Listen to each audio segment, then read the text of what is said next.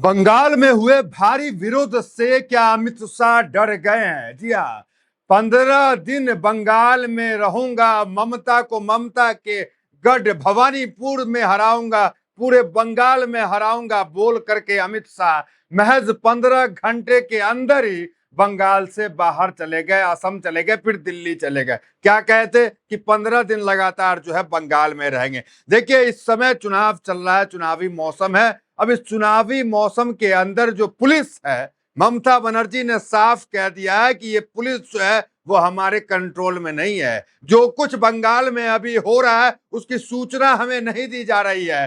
पूरा राज्य जो है वो चुनाव आयोग चला रहा है। आप जाइए और चुनाव आयोग से समझिए। देखिए, अमित शाह को बंगाल के अंदर चुनाव प्रचार करने में काफी मुशक्कत उठानी पड़ रही है। यही कारण है कि 15 दिन बोल के अमित शाह रुके, लेकिन 15 घंटा भी नहीं रुक पाए। अब उनको चुनावी मदद जो है चुनाव आयोग ने भेजने का काम किया। क्या कुछ कार्रवाई बंगाल के अंदर हुआ, किस किस अफसर पे कार्रवाई हुआ, किस किस लोगों पे एफआईआर हुआ, सब आपको बताते हैं। और क्यों बंगाल में अमित शाह का टिकना, बंगाल में अमित शाह का चुनाव प्रचार मुश्किल हो रहा है, उसको समझिए। देखिए, अमित शाह ने भवानीपुर, जी हाँ, भवानीपुर से ममता बनर्जी चुनाव लड़ रही है। भवानीपुर गढ़ माना जाता है ममता बनर्जी का। ममता बनर्जी उसी क्षेत्र से आती हैं और उसी क्षेत्र से बीजेपी ने अपना उम्मीदवार शुभेंदु अधिकारी, जो विधानसभा में नेता प्रतिपक्ष है, उनको जो है उम्मीदवार बना दिया। पहले वो नंदीग्राम से चुनाव लड़ते थे, लेकिन अब ममता के सामने वो चुनाव लड़ेंगे भवानीपुर से। तो उसको लेकर रोड शो हुआ। रोड शो में अमित शाह को जूते चप्पल जो है दिखाए गए, काले कपड़े दिखाए गए। वो वीडियो तो हमने आपको दिखा चुका। आगे बात करते हैं, आगे क्या हुआ, क्यों अमित शाह नहीं टिक पाए पश्चिम बंगाल में, उसको जरा सा समझ लीजिए। देखिए, पश्चिम बंगाल में जूते चप्पल दिखाए गए। देखिए, आते हैं उस पे कि किस पे कार्रवाई हुई, क्यों अमित शाह नहीं टिक पाए। उससे पहले ममता ने क्या कह दिया, ममता ने हाथ खड़ा कर दिया। अब देखिए, हाथ क्यों खड़ा किया वो भी जानते हैं आप, जरा देख लीजिए क्या है। पश्चिम बंगाल के मुख्यमंत्री ममता बनर्जी ने राज्य की कानून व्यवस्था और प्रशासन को लेकर बड़ा बयान दिया। उन्होंने इस बयान में सियासी हलचल बढ़ा दी। ममता बनर्जी ने कहा कि इस समय राज्य में न तो कानून व्यवस्था उनके हाथ में है और न ही प्रशासनिक नियंत्रण उनके पास है। उनके मुताबिक चुनाव आयोग इस वक्त राज्य की पूरी व्यवस्था की निगरानी कर रहा है।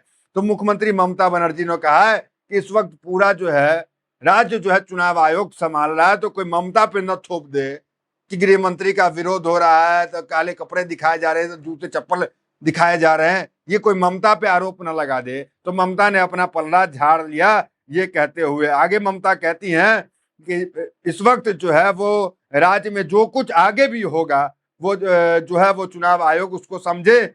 जानबूझकर जो है हमें जो है सूचना नहीं दी जा रही है। ममता ने यह कहा कि जानबूझकर, मैं मुख्यमंत्री हूं लेकिन पुलिसिया कोई जानकारी, कोई सूचना हम तक नहीं पहुंच रही कि कहां क्या कुछ हो रहा है। ये तो ममता ने पलड़ा झाड़ लिया। अब हेडलाइंस देखिए, क्या हेडलाइंस है, क्या कुछ कार्रवाई हुई, जरा वो देखिए। अमित शाह के रोड शो में उपद्रव करने वाले नपेंगे, अब तक 3 एफआईआर दर्ज। तो वो जो विरोध कर रहे थे उनपे तो एफआईआर हुआ ही। दूसरा देखिए, भवानीपुर में शुभेंदु के नामांकन के दौरान बवाल, कोलकाता पुलिस के 2 डीसीपी को शोकज नोटिस, 2 डीसीपी को शोकज नोटिस दे दिया गया। जो अमित शाह के रैली को, जो रैली वो भवानीपुर में कर रहे थे, उसकी सुरक्षा के जिम्मेदारी के लिए वहां पे तैनात थे, उनको जो है शोकज नोटिस दिया गया। ये खबर इस वक्त निकल के आ रही है। पुलिस एक तरफ, आयोग ने, कौन, चुनाव आयोग ने, क्योंकि ममता ने तो हाथ खड़ा कर दिया, चुनाव आयोग ने समझिए एक तरह से मदद भेजी। और मदद भेजते हुए चुनाव आयोग ने जहां इस पूरे घटनाक्रम पर कोलकाता के जिला निर्वाचन अधिकारी से विस्तृत रिपोर्ट मांगी है, दूसरी ओर आयोग ने सख्त रुख अपनाते हुए कोलकाता पुलिस मुख्यालय लाल बाजार ने डीसीपी रैंक के अपने 2 वरिष्ठ अधिकारियों को शुक्रवार को शोकज नोटिस, कारण बताओ नोटिस जो है वो जारी किया चुनाव आयोग ने।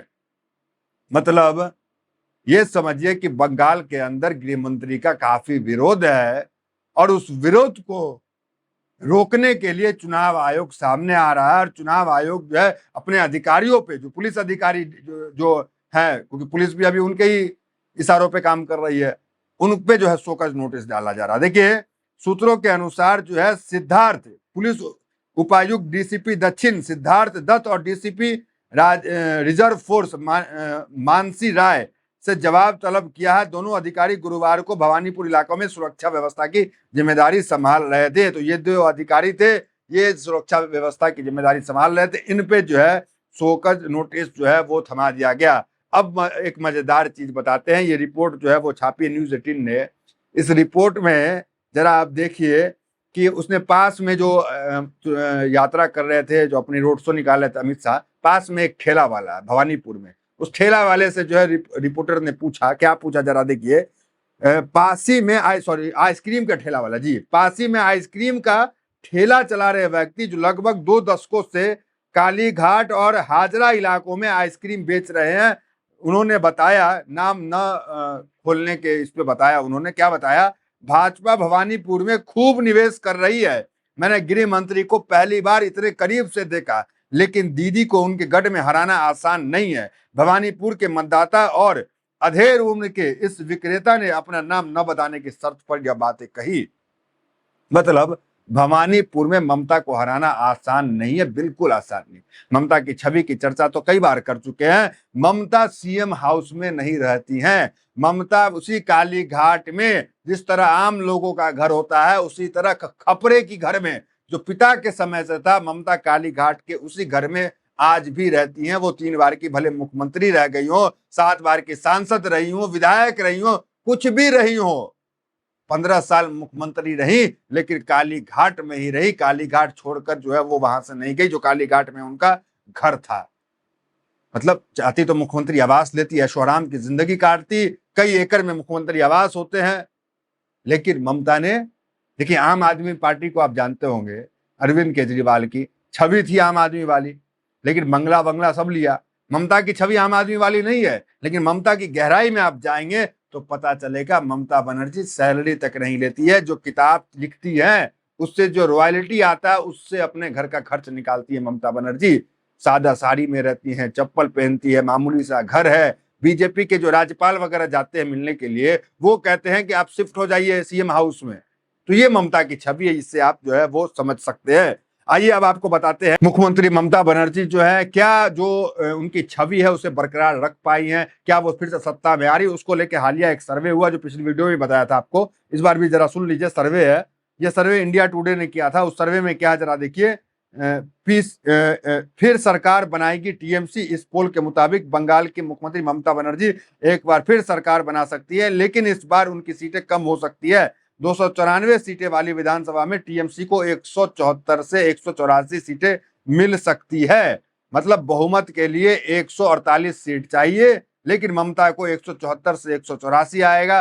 कुल मिला के ये कह सकते हैं, और बीजेपी का अनुमान लगाया जा रहा है कि 108 से 118 सीट बीजेपी ला सकती है। मतलब बहुमत का आंकड़ा जो चाहिए 148, उस बहुमत के आंकड़े से ममता बनर्जी अब भी काफी आगे हैं, इतने तमाम बवेला एसआईआर फेसआईआर के बाद भी। तो ये कह सकते हैं कि एक बड़ी बात जो है वो यहाँ पर है। वहीं अपने रोड शो में अमित शाह क्या कह रहे हैं, जरा अमित शाह को एक बार सुनिए। हालांकि अमित शाह कहे थे कि मैं 15 दिन रहूंगा, लेकिन निकल गए 15 घंटे के अंदर ही। बंगाल चुनाव में 15 दिन तक मैं बंगाल में ही रहने वाला हूं। आप सभी के साथ बातचीत करने का बहुत मौका मिलने वाला है, मगर मैं आज यहां आया हूं हमारे चारों प्रत्याशियों के नामांकन के लिए, और विशेषकर शुभेंदु अधिकारी के नामांकन के लिए मैं आया हूं। देखिए, जब अमित शाह ने कहा था कि 15 दिन जो है वो बंगाल में रहेंगे, तो टीएमसी ने जो है पूरा जो है वो मेन्यू जो है बंगाल का वो अमित शाह को भेजने का काम किया। बंगाल में अमित शाह के 15 दिन रुकने पर टीएमसी का कटाक्ष सुझाया मेन्यू। तो ऑल इंडिया तृणमूल कांग्रेस ने ट्वीट करके वो तमाम मेन्यू जो है, मूढ़ी घोंटा, बाबर मच्छर झाल, इलिस भापा, ये सब तमाम जो मेन्यू जो बंगाल का फेमस डिश है, जो क्योंकि नॉनवेज शायद नहीं खाते अमित शाह, तो नॉनवेज नहीं है इसमें, तो जितना भी वेज आइटम है वो सारा जो है सुझाया ऑल इंडिया तृणमूल कांग्रेस ने अमित शाह को, क्योंकि उन्होंने कहा था कि वो 15 दिन रहेंगे। और टीएमसी का कहना है कि टूरिस्ट का जो है वो बंगाल में स्वागत है, कलकत्ता में स्वागत है, ये स्वागत करने का काम किया। वहीं अभी खबर ये आ रही है कि जो बंगाली है, देखिए आज से कुछ देर पहले हमने एक खबर आपको बताई थी कि फॉर्म 6 जो है, वो फॉर्म 6 बीजेपी के नेता जो है, कार्यकर्ता जो है, वो चुनाव आयोग के दफ्तर जो कलकत्ता में है वहां भर भर के 30,000 से ज्यादा फॉर्म 6 जो है वो भरे गए। इसको लेकर भी काफी विरोध हुआ। फॉर्म 6 तब भरा जाता है जब किसी मतदाता को ऐड किया जाता है। इसमें टीएमसी का कहना है कि जितने लोगों को ऐड किया जा रहा है ये सब यूपी और बिहार के रहने वाले हैं और ये नए मतदाता उनमें जोड़े जा रहे हैं, ताकि जो बिहार में हुआ, जो महाराष्ट्र में हुआ, जो हरियाणा में हुआ, जो चुनाव जिस तरीके से जीता गया उस तरीके से पश्चिम बंगाल में भी करने का प्रयास है, लेकिन हम ऐसा होने नहीं देंगे। तो ये उसको लेकर के भी काफी विरोध हुआ। उस बीच अभी खबर देखे क्या है, एक भाजपा गुजरात में रहने वाले बंगाली मजदूरों को चिन्हित कर उनको ट्रेन से वोट डालने के लिए भेज रही है। इसका खर्चा भाजपा उठाएगी। तो ये भी खबर निकल के आ रही है कि जो गुजरात के अंदर रह रहे हैं बंगाली, काम कर रहे हैं, उन सबको जो है ट्रेन से भेजा जा रहा है। तो फिलहाल इस वीडियो में इतना ही। मतलब वीडियो बहुत बहुत धन्यवाद।